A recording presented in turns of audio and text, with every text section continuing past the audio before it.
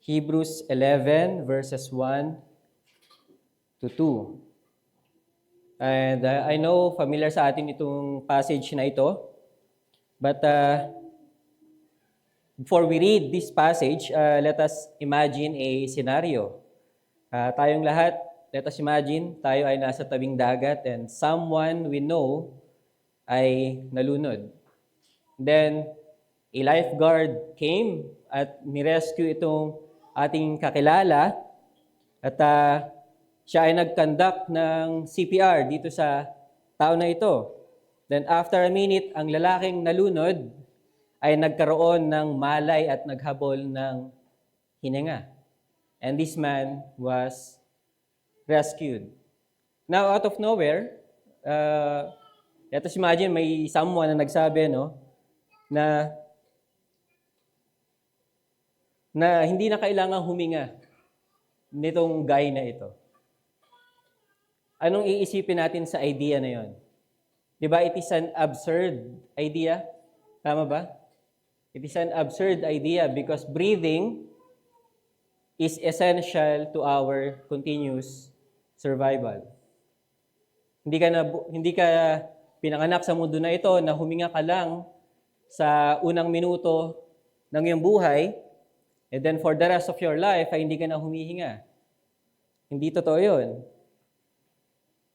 But what if I say to you na yung absurd idea na yon ay somewhat in-apply natin sa usapin ng pananampalataya? We often hear na ini-emphasize ang pananampalataya para makapasok sa kaharian ng Diyos, para ma-receive ang kaligtasan na inaalok sa atin ng Diyos. Then, after that initial stages, ang nangyayari, we hear less of faith.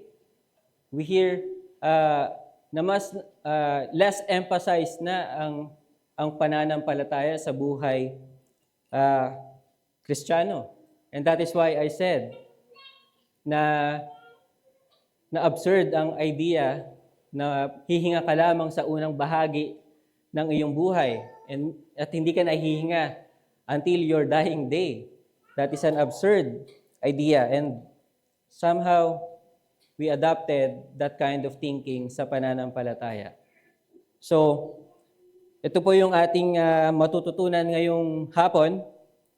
Malalaman natin na ang pananampalataya ay hindi lamang nakalaan para sa pag-uumpisa ng buhay, but it is rather essential, needed more than ever for our survival in the Christian life. Therefore, this will be our theme, mga kapatid.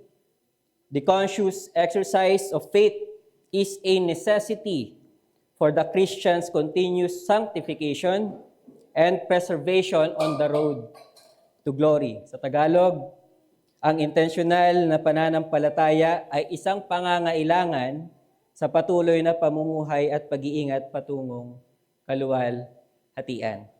So this afternoon, we will know the following. Ano ang pananampalataya na ito? At pangalawa, paano ito nakakatulong sa ating buhay mananampalataya? So let us read Hebrews 11, verse 1 to 2. Babasahin ko po ay ESV translation. Verse 1, Now faith is the assurance of things hoped for, the conviction of things not seen. For by it the people of old received their commendation. So blessed be the reading of God's Word. Tayo po ay lumapit muna sa Panginoon. Ama naming Diyos na nasa langit, we recognize that you are in our midst. At kayo po ay aming pinapapurihan, Panginoon. By faith, we believe that you are with us. At dadalangin namin na ito pong usapin ng pananampalataya ay i-grip ang aming mga puso, Panginoon, because we recognize na ang aming mga puso ay madalas na malamig. We take for granted ang mga katotohanan na aming nababasa mula sa inyong mga salita. It doesn't change how we walk the Christian life. And that is why for this afternoon, Lord, we ask for your help, for your blessing na kami po ay gisingin ninyo. Kami po ay tunay na maalis sa aming pong malamig na sitwasyon, Panginoon. Ito pong sermon na ito ay it is not perfect, but Lord, we ask the help of the Holy Spirit to make your words alive to us. At yung mga nanghihina pong mga kapatid ay mapalakas dito sa sermon na ito at gisingin po yung mga nawawala ng kaseryosohan, Lord, sa paglakad sa buhay Kristiyano. Help me, Lord, to preach with clarity and love, with humility, Lord. Ito po ang aming dalangin. In Jesus' mighty name we pray. Amen. So, let us start sa unang puntos natin. Ano po ba ang pananampalataya na tinutukoy dito ng manunulat ng Hebrews? Maaari po tayong makabasa ng iba't ibang mga passages about faith at kung paano inilalarawan ang pananampalataya sa buong Biblia, from the Old Testament to the New Testament, kung paano in-express ng mga Old Testament saints ang pananampalataya nila. Sa panahon po ni Noah at ni Abraham, ng mga patriarchs, ang pananampalataya nila ay nakita po natin kung paano nila pinaniwalaan ang mga pangako ng Diyos. Especially kay Noah, sinabi ng Diyos sa kanya na may darating na baha. At imagine niyo kayo si Noah, tapos sasabihan kayo ng Diyos na may paparating na baha. Tapos you look all around you at wala kang makitang ebidensya na probable yung event na iyon. But he obeyed. Noah obeyed. And then si Abraham, we know he was an idolater. Siya ay sumasamba sa mga Diyos-Diyosan sa una niyang tirahan. At ngunit tinawag siya ng Diyos na may sinabi ang Diyos na lugar sa kanya, hindi niya ito alam, at sinunod niya ang Diyos. Iniwanan niya yung kanyang dating buhay at sinunod, nanampalataya siya doon sa sinabi ng Diyos sa kanya at siya ay sumunod. Ngayon naman, dumating ang batas, dumating sina Moses. Nakikita natin doon na yung batas, hindi niya pinalitan yung promise, hindi niya pinalitan yung pananampalataya. Rather, yung pananampalataya ay nandun pa rin. Yun pa rin ang paraan ng kaligtasan sa panahon nila Moses. Then, sa time ng ating Panginoon, sa Gospels, ang pananampalataya ay nasa foreground. Yun yung means, yun yung demand ng Panginoon para ang isang mananampalataya ay maligtas. Then, pinagpatuloy ito ng Iglesia sa Book of Acts. Ang pananampalataya, ang panawagan naman, panawagan ng sinaunang Iglesia until now sa mga makasalanan tungo sa kaligtasan. Furthermore, ang pananampalataya ang nagbubuklod sa isang tao, nagbubuklod sa katawan ng ating Panginoong Hesukristo at sa community ng believers. Faith. Then, sa mga sulat po ni Pablo, sa mga liham ni Pablo, ang faith ay ang channel para ma-receive yung justification, yung declaration ng Diyos sa isang tao na siya ay mananampalataya, na siya ay matuwid na, rather. Yun ang sulat, yun ang description ng pananampalataya sa liham ni Pablo. Then James, alam natin, ang pananampalataya ay may kaakibat na ebidensya. At ang ebidensya na ito ay ang mga gawa. So Paul and James is not contradicting each other, but they complement each other's doctrine. Then Peter, sinabi ni Peter sa 2 Peter, faith plus Christian virtues will keep the believers to be effective in the kingdom, to be fruitful in the kingdom, and to guard us from error. Faith plus Christian virtues. So in other words, mga kapatid, faith is the fundamental principle of the religious life. You cannot call yourself a religious man or a Christian man or woman without having faith. Actually, dito po sa chapter 11 ng Hebrews, sinabi doon sa verse 6, without faith, it is impossible to please God. So you cannot call yourself a believer without having faith. It doesn't, I don't care if that is little faith that you have, but faith is faith still. So yun ang tinuturo sa verse 6. But dito sa Hebrews, verse 1, ang manunulat, hindi po natin alam kung sino talaga yung nagsulat dito. May nagsasabi si Paul daw ang writer ng Hebrew, but hindi natin sure. Pero ang sinasabi ng author na ang pananampalataya ay katiyakan, conviction, assurance, ang katiyakan sa mga bagay na inaasahan, paninindigan, kasiguraduhan sa mga bagay na hindi nakikita. Sa English, faith is the assurance of the things hoped for, the conviction of things not seen. But if you are like me, hindi ba parang, brother, medyo weird yung description ng faith doon. So what does it mean? Ano yung sinasabi ng author dito? It means faith is a settled confidence. Faith is a settled confidence na ang mga pangako ng Diyos at yung kanyang mga unseen realities ay lahat ay totoo. That is faith, a settled confidence. At yung mga future promises ng Diyos will surely come to pass. That is faith, according sa Hebrews 11, 1 and 2. Ang pananampalataya po ay katiyakan ng anumang sinasabi ng Diyos sa atin, sa iyo at sa akin, sa kanyang salita ay tunay at totoo. Nakikita ng pananampalataya yun. Ganun ang ginagawa ng pananampalataya. Yung mga makalangit na realidad, yung mga makalangit na realidad na paparating pa lang, ay tila nasa atin na.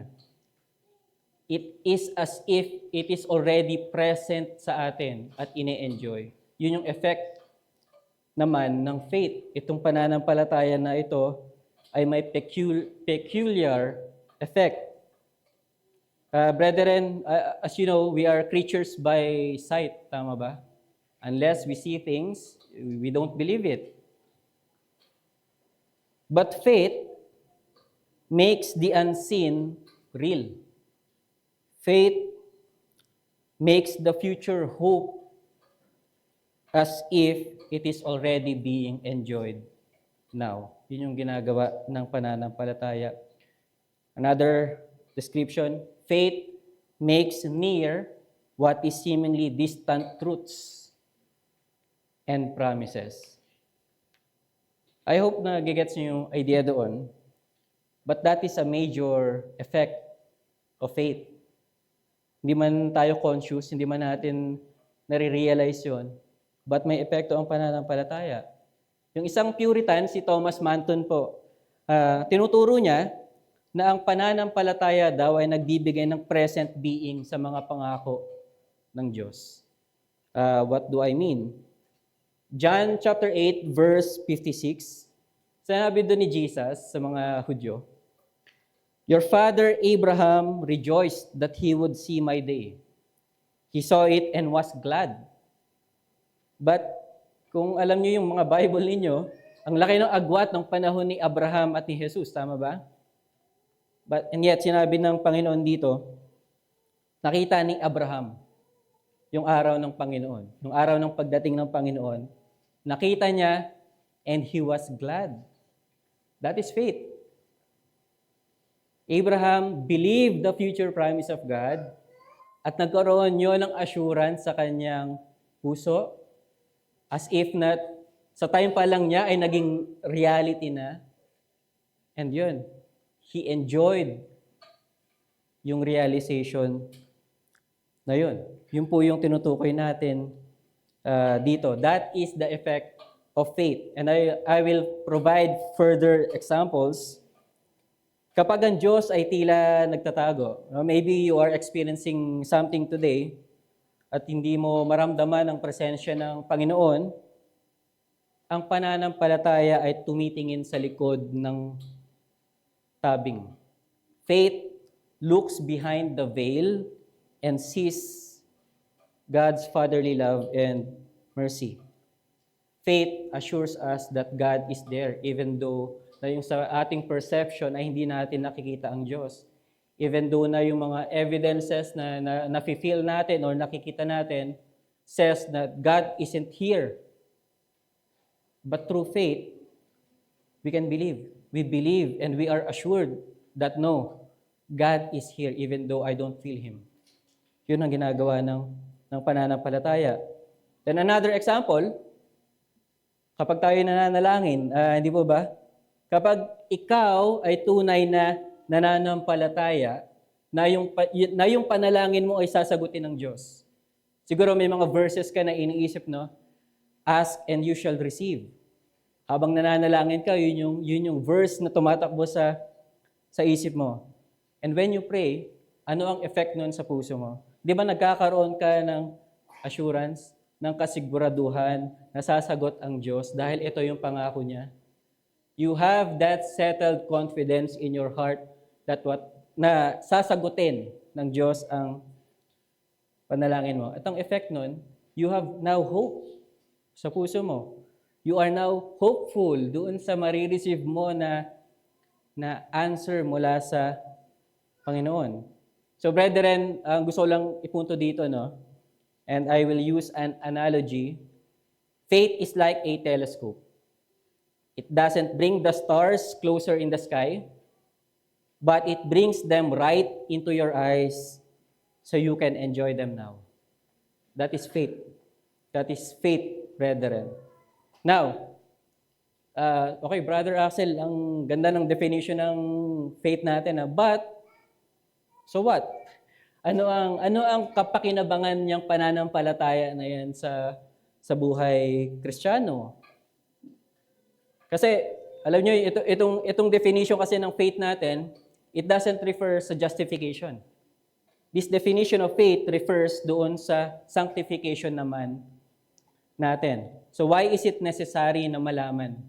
Bakit necessary na itong pananampalataya na ito ay ang pananampalataya na ine-exercise natin habang tayo ay namumuhay bilang Kristiyano?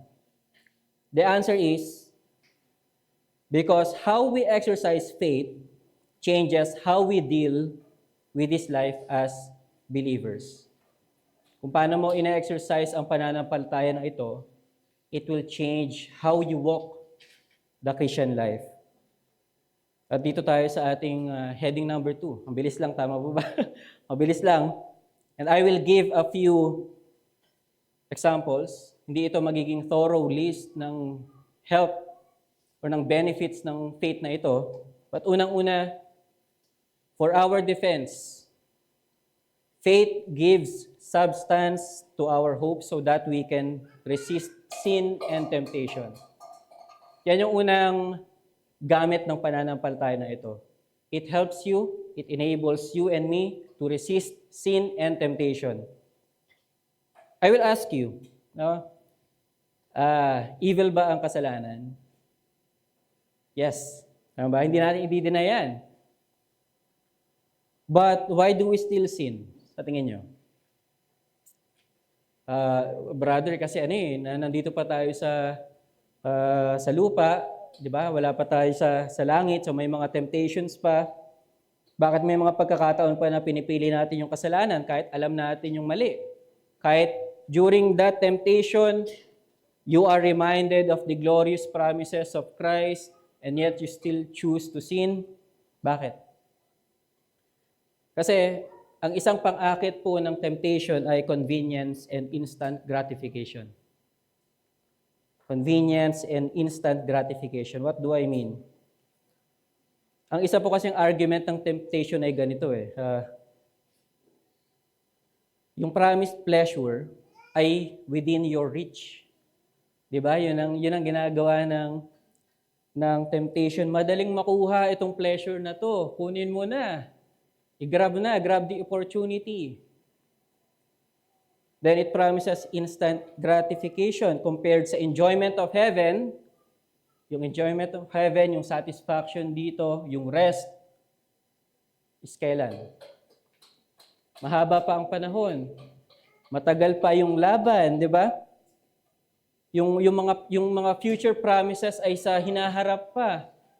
But compared mo dito sa inaalok ng temptation, nandito lang siya. Pero yung heaven, yung promise of heaven, ay in distant future. So yun yung pang-akit ng kasalanan sa atin. It promises pleasures now. Yun yung ginagawa ng kasalanan. At yung immediate response natin mga kapatid, we disregard all considerations of the eternal glories of Christ, of the Christian religion. When you feel intense lust, may mga intense lust, you disregard yung alam mong mga katotohanan ng Biblia. You disregard yung alam mong katotohanan na you are already saved, you are already justified, Christ died for you. Yun yung ginagawa. Yun yung response natin pag may temptation. One illustration po si Esau. Hindi ko alam kung yun talaga yung pronunciation ng kanyang name, para kasi siyang ihaw, di ba? Galing sa labas si Esau, then intense ang kanyang gutom. And sakto, nagluluto yung kapatid niya, si Jacob. Then, ano ang transaction ni Esau at ni Jacob?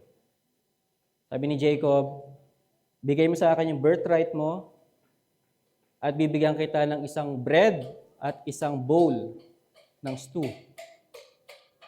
Yun lang. Kung tatanungin ko kayo, ano ang mas matimbang? Yung isang bread at isang bowl at yung birthright? Of course, alam natin na birthright yung mas matimbang doon sa dalawa. And yet, dahil intense, mas immediate, within reach yung food na yun, at dahil gutom na gutom si Esau, yun yung ipinagpalit niya. So, ganun ang ginagawa natin mga kapatid pagdating sa mga temptation, because it is within reach, we easily give up yung mga bagay na for distant future pa, even if they are eternal glories. Then si Demas, according sa 2 Timothy 4:10, na iniwanan niya si Apostol Pablo, dahil siya daw ay, sabi doon, umiibig sa sanlibutan. Well, hindi natin alam kung ano mismo yung inibig niya, no? Money, fame, or bagay na makasalanan. Pero imagine, ilagay natin yung sarili natin kay Demas, ano? Imagine you gave up the faith for something, example, itong phone. Yan, phone. Give up mo yung pananampalataya mo para dito sa phone na ito. And then you wake up, siguro sa judgment day, ganyan, and you found out na itong phone na to ay nalaos na just after 5 years you died. Ano ang mafe-feel mo noon? Parang very worthless pala yung bagay na ginawa mo. You gave up eternal glories for temporary earthly pleasure. So, you wasted your life. And it is not worth living the faith, mga kapatid. Ngayon, binanggit ko na yan yung ginagawa ng temptation sa atin. It allures us, entices us because saying na within reach lamang yung pleasure na ito, while the satisfaction of heaven ay matagal pa, malayo pa. How can faith help us here? paano tayo matutulungan ng pananampalataya. Brethren, by exercising faith, nilalapit mo ngayon sa puso mo yung mga bagay na makalangit, nilalapit mo sa puso mo yon, and it overshadows yung temptation. Because nilalapit mo yung, dahil sa pananampalataya, nilalapit mo ngayon yung katotohanan ng Diyos na mas malapit sa iyong paningin.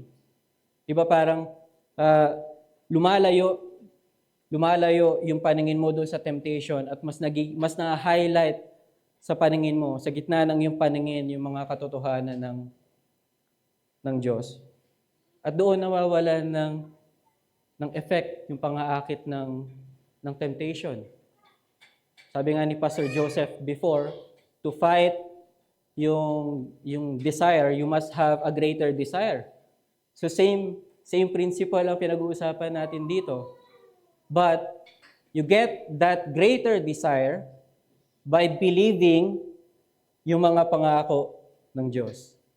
And the effect of that ay mas lumalapit ngayon yung puso mo sa kung ano yung mas importante at na-overshadow niya ngayon yung temptation na na-experience mo. Do you feel anxious, mga kapatid? Nagiging anxious ka na sa mga material provisions? Then somehow, you opened up your Bible tapos na-remind ka that God cares even for the sparrows. Mga maliliit na ibon lang yun. At pinaniwalaan mo yun, nanampalataya ka dun sa katotohanan na yun, and therefore, it feels that truth is more powerful and you trust God again. Di ba ganun yung na-experience natin? Whenever na nag-aalala tayo, nire-remind natin ating sarili ng mga salita ng Diyos. Tapos kapag nanampalataya tayo doon sa katotohanan na iyon, ayun na. Naaalis na or nalilesen na yung ating anxiety. Maybe you saw something indecent sa internet and you are now tempted to lust. Pero naalala mo yung verse o yung katotohanan na sinabi ng Biblia that you are already a temple of the Holy Spirit. And it creates a kind of encouragement sa iyo to say no sa kasalanan. And then you resisted the temptation. Then maybe you are experiencing injustice. Then you are reminded, you believe this promise that God said na vengeance is mine and I will repay. So as a result, you came back to your senses and gave the matter to the Lord. You are now looking, instead na ikaw ang gumawa ng, ilagay mo sa iyong mga kamay ang batas, you are now looking doon sa promise ng Diyos that He will avenge you in the future. At sa pamamagitan nun, your heart is now calm, your heart ay kaya ng magpasensya, di ba? Yun yung nangyayari sa atin. Then, whatever temptation it is, ultimately, nare-remind tayo ng ginawa ni Kristo para sa atin, na siya ay namatay, nagdusa para sa atin, at dahil sa kanyang kamatayan ay naalis tayo sa penalty at yung consequences ng kasalanan. You reminded yourself of those truths. So ngayon, nakikita mo na yung temptation na bumabagabag sa'yo ngayon as pag nag-given ka doon, parang mong dinuduraan sa mukha ang Panginoong Hesukristo. So you say no doon sa temptation. I hope nakikita niyo po yung sinasabi natin dito. No? That is the effect of faith. Faith helps you to battle sin and temptation by bringing those truths, those promises closer to your hearts, nearer to your sight. And the effect is, it overshadows yung mga temptations natin. Faith makes the truth of God and promises more appealing to us. Yun yung gusto nating ipunto. Ngayon, another help or another benefit po ng pananampalataya is it helps us suffer for God. It helps us suffer for God. According ulit kay Thomas Manton, ang relihiyon po ay dinisenyo para alisin yung ating paningin doon sa mata ng mundo. Alisin ang ating paningin sa mundo and ilipat yung paningin natin doon sa buhay na paparating, sa eternal life. But as you all know, it is not easy. Wala sa ating magsasabi dito na no, hindi ako naka-experience ng kahit anong hirap sa buhay Kristiyano. Wow, sana all. Pero walang ganon. Sabi ni Pablo sa 2 Corinthians 4:8-9 na sa bawat panig ay pinagmamalupitan sila. But di sila sumuko kasi sinabi niya sa verse 14 na aming nalalaman na ang bumuhay sa Panginoong Jesus ay siya ring bubuhay sa amin. Nakasama ni Jesus. Isa sa mga hope ni Pablo pala is he welcomes suffering because he believes the truth, the promise of God that there will be a future resurrection for him. Yun yung isa sa mga kanyang pinaninindigan. At gandin, sabi niya, bakit nagagawang magtiis nila Apostol Pablo ay dahil sila ay hindi daw nakatingin sa kasalukuyang kahirapan or paghihirap, bagkus nakatingin sa ipinangakong darating na resurrection at naghihintay ng walang hanggan at di masukat na kaluwalhatian. According to Apostle Paul, this current temporary suffering will result to future glory. So Paul, habang siya ay nagsasuffer, alam niya yung mga katotohanan na yon, and it made him suffer for God with joy. He welcomed suffering. And kung babasahin niyo po mga kapatid, itong verses 32-38 ng chapter 11, babanggitin dyan yung mga Old Testament saints na sila ay nagdusa. They suffered severe persecution, but they were commended, sabi doon sa chapter 11. They were commended because of their faith. Brethren, ito po yung gusto kong ipunto dito sa part na ito. Faith convinces believers that the rewards of future glory are better and worth it. And they are therefore enabled to bear the heavy load of the hardest suffering. Yun ang ginagawa ng pananampalataya. It enables us to bear the heavy load of the hardest suffering. Then, last item ko po dito, actually marami pang effect ang faith, but I chose only some. Faith enables us to be diligent and watchful. Faith helps us to be diligent and watchful. Brethren, kung gaano kalapit ang isa pong bagay, ay masigit ang influence nito sa ating puso. Do you notice that? Kapag mas malapit ang isang bagay, masigit yung influence niya sa inyo. Example, phone. Nagtatrabaho ka, kaso mas malapit yung phone sa'yo, anong nangyayari? You procrastinate, nagsascroll ka muna, tama ba? Hanggang sa mag-out ka na, hawak mo pa rin yung phone mo. Hindi ako yun. So yung ginagawa. The more near yung mga bagay sa atin, ay mas may epekto siya doon sa ating mga puso. Example, yung pagsisisi, as we all know, pag tayo nag-evangelize, sinasabi natin, need mo magsisi. Diba? Need mo magsisi sa iyong mga kasalanan. Pero, alam natin na ang pagsisisi ay laging nasa huli. Bakit? Kasi ang mga tao ay wala pa sila doon sa sitwasyon na need na talaga nilang magsisi. Tama? Kapag mas malayo pa yung deadline, mas malayo pa yung si Judith, pag malayo pa, you will not prepare kung ano yung pambayad mo doon sa bills. Tama? Kaya tayo nagpo-procrastinate eh. Ngayon, may nakita akong photo sa Facebook. Ano siya, matanda siya na binabasa niya yung Biblia. Then may isang nag-comment doon, sabi niya, kaya yan nagbabasa ng Biblia kasi malapit na siyang mamatay.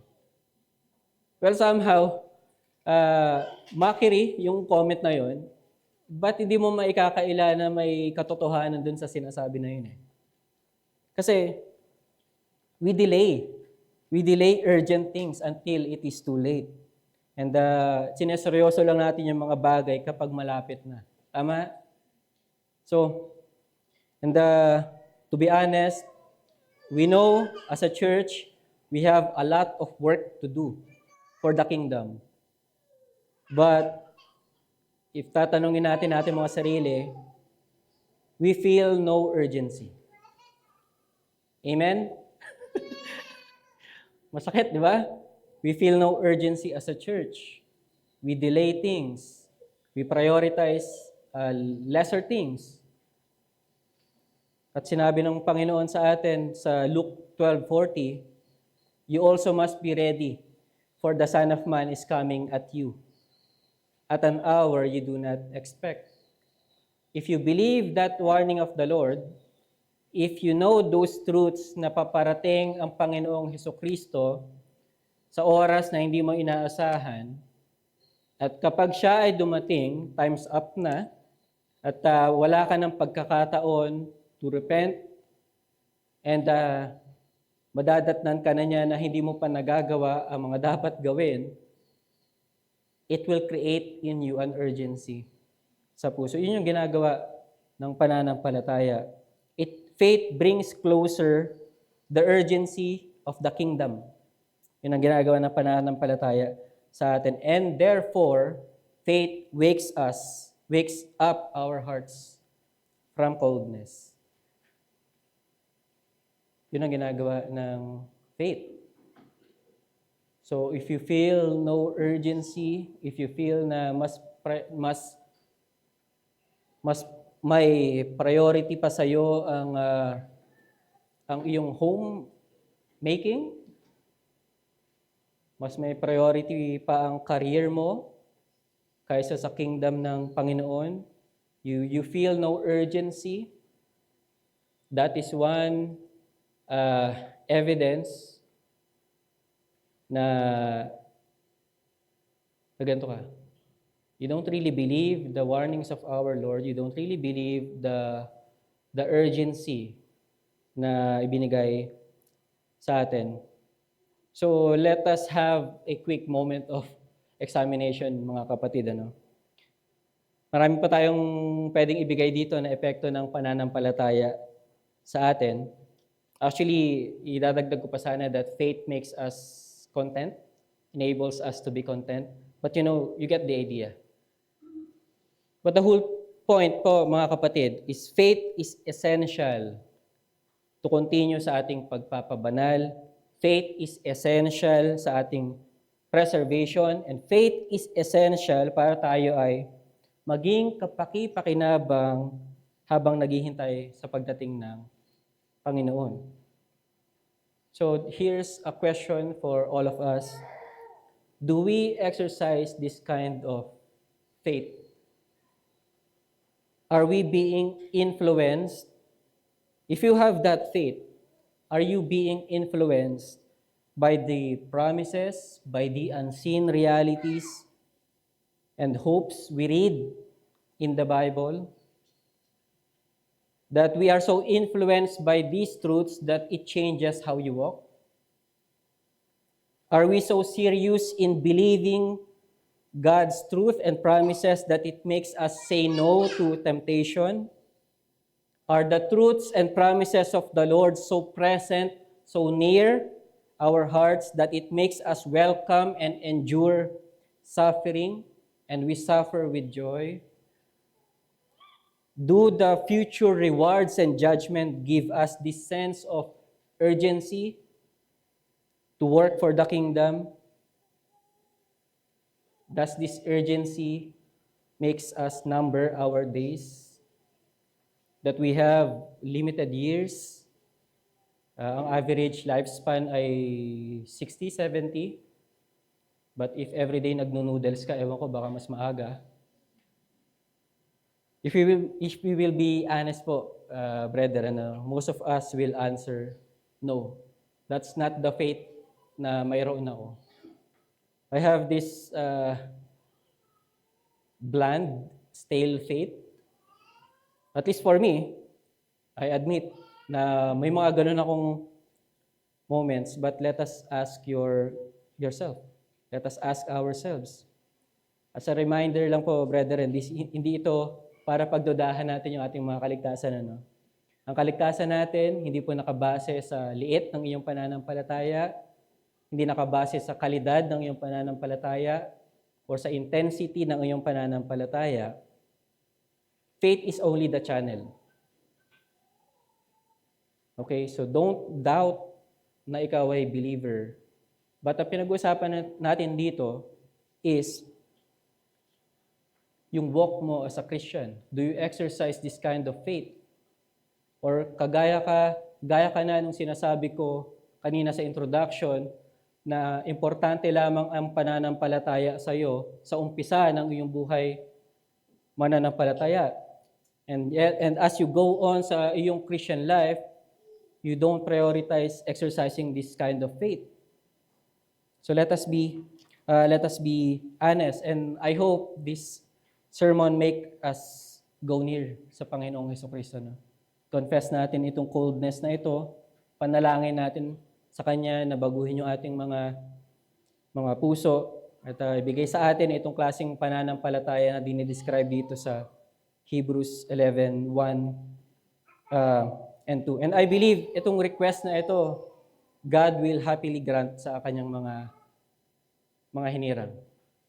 But what can we do? Okay, so prayer, okay. But can we do something? I believe there are practical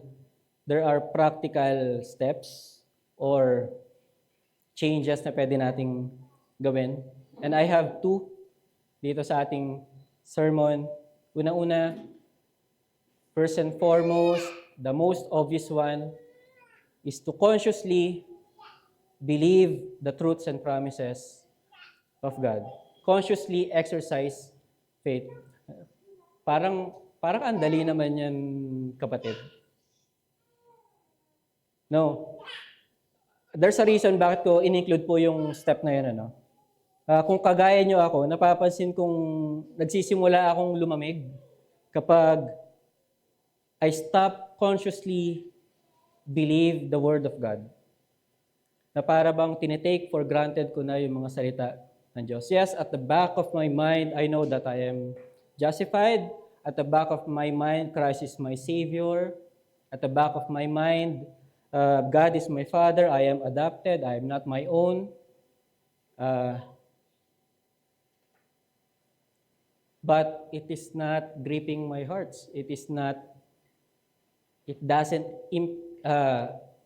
Walang impact doon sa puso ko.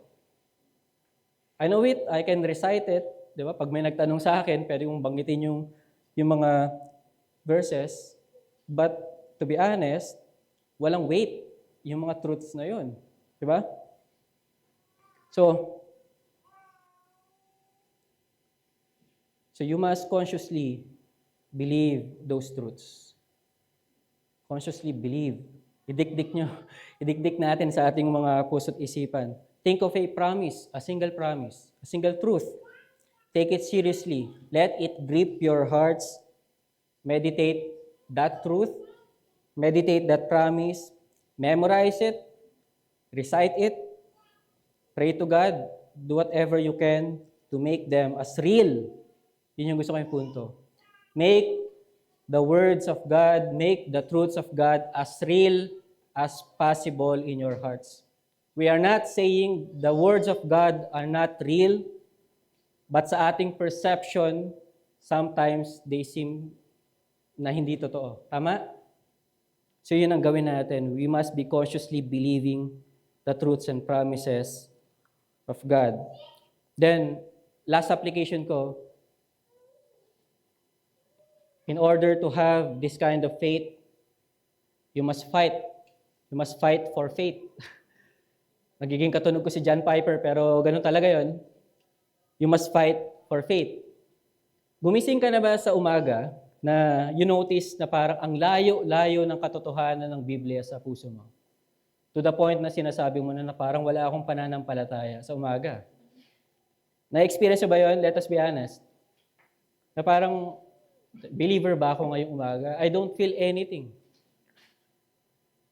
Umabot ka na ba doon sa punto na parang you are only going through the motions of being a professing Christian, worshiping God with your lips, but your hearts are far from Him?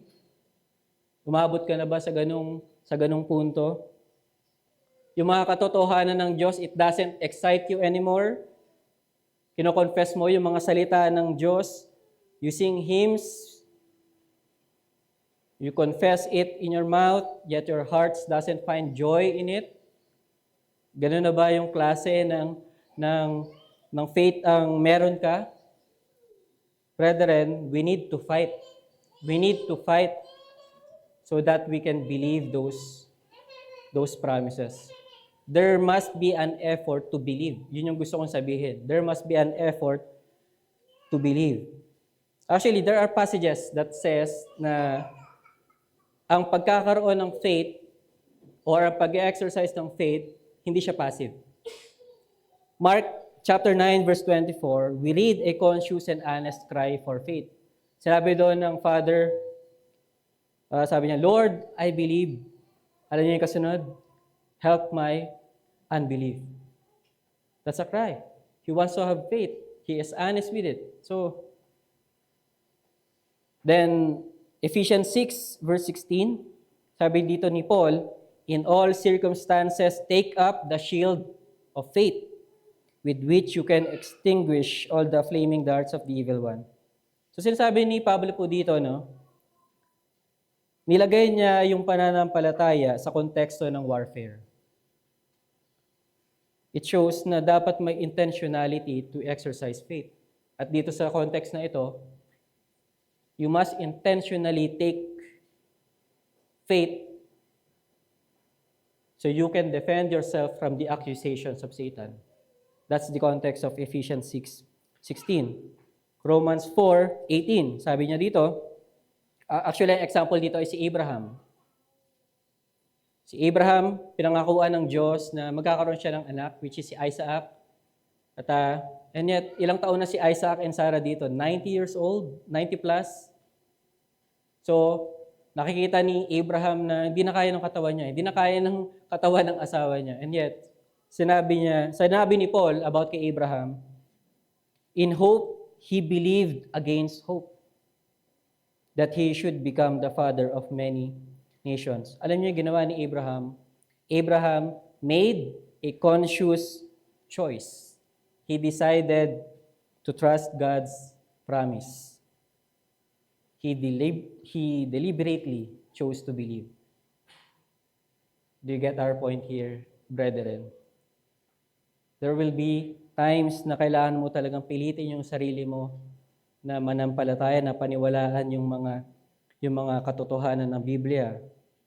And I know familiar kayo sa psalm na ito na sinabi ng psalmist, why my soul are you downcast? Kinakausap niyo kayong sarili. Tapos sabi niya, put your hope in God.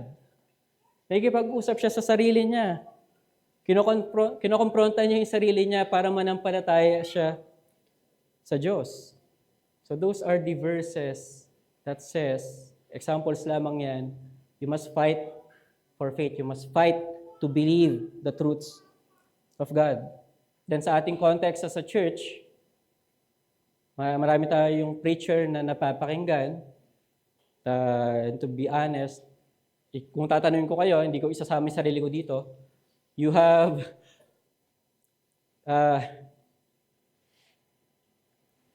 may mga ratings kayo, no? May mga ratings siguro. Siguro si brother ay 5/10 yung preaching niya ngayong Sunday. Baka lang ganon. Then we have this expectation sa mga mangangaral Ako, nakikinig na ako before sa mga preachers, even sa dati kong mga church. Pero may tendency ako to rate them. Tapos, ang nangyayari, I am being passive sa preaching, na nangangaral sila ng mga katotohanan ng Diyos, and I have this expectation na yung preacher should affect my heart without me moving an inch, without me doing any effort to understand what he's saying. Na para bang, ang ina-expect ko sa preacher, isusubo niya sa akin yung katotohanan. Then, mabibless ako dapat. I have that kind of expectation before. But most of the time, that is not happening. No? Sometimes, there must be a time na dapat you must grab those truths. Must grab those truths and taste it for yourself. Kung ano man yung tinuturo ng mga ngaral na yon, kunin mo yung mga katotohanan, nguyain mo. Huwag tayong maging passive sa pangangaral ng mga salita ng Diyos. And lastly, we have this unrealistic expectation then na yung impluwensya ng katotohanan ng Diyos ay magiging constant. Ano yung ibig kong sabihin dito? Example, ginanto ko yung kamay ko, I scoop water. Diba? Anong nangyayari? Lumulusot yung tubig dito sa aking mga kamay. Diba? Tapos, mauubos siya and need ko na naman mag-scoop. But meron tayong expectation sa mga graces ng Diyos, sa mga influensya ng katotohanan ng Diyos, na pag nag-scoop ka, it will remain there as long, indefinitely. But yung influensya po ng katotohanan ng Diyos sa atin, sometimes it loses its intensity sa atin. Diba? Yung katotohanan na namatay si Kristo para sa iyong mga kasalanan ay very precious sa iyo before. And then habang tumatagal, napapansin mo, di ba? You're getting familiar doon sa truth na iyon. Eh pag naririnig mo yung gospel, it doesn't excite you anymore. Tama? Yung impluwensya ng mga katotohanan na hindi constant. So what should we do? You must have a constant time to remind yourself of these truths para ma-renew yung influence ng katotohanan sa iyong puso. That is why may cliche na tayong naririnig, di ba, na remind yourself of the gospel. Kasi pag sinasabi natin yon, we don't mean na nakalimutan mo yung content ng gospel. What we mean is nakalimutan mo yung impluwensya, nawala na yung impluwensya ng gospel sa puso mo. Yun yung nangyayari sa atin. The influence of the truth of the good news is what we forget, but not the content. So nagiging familiar tayo dito. So brethren, ilang gusto kong maging aplikasyon sa atin, you must be deliberately, consciously exercise your faith. It helps you fight temptation. It helps you suffer with joy. Faith helps you to be diligent and watchful. It will help you be content sa mga present uncomfortable providences ng Diyos. So you must fight. You must fight for faith. Dalhin mo sa puso mo ng mas malapit yung mga katotohanan ng Diyos. Gawin mo kung ano yung nararapat gawin. Sundin mo yung mga means of grace. Avail them. So, I hope these applications are helpful to us because we have may judgment na darating. Tayo ay magsusulit sa Panginoon on how we spent our time here. And we are surrounded by fleshly pleasures. And mas higit pa sila ngayon. Mas maraming temptations ngayon. So the more reason na you need this kind of faith. And I hope na yan yung ma-realize mo this afternoon. So let us pray. Panginoon, salamat po sa reminder sa amin. This is quite a challenge to us. Lord, we are cold. We take for granted yung mga pangako ninyo. It doesn't change our hearts. It doesn't change how we walk. We profess as believers, and yet our hearts are not affected by the truths that we believe in. So Panginoon, baguhin niyo po yung mga puso namin. Gawin niyo po kaming disiplinado to know your truth, to be influenced by it again, to not take it for granted. Lord, help us. Ito po yung magdulot sa amin ng pagbabago because there's a lot that is at stake, Lord, dito sa aming Christian life. So, Panginoon, we pray for all of this na ito ay maging pagpapala. Ito po ang aming dalangin. In Jesus' mighty name we pray. Amen.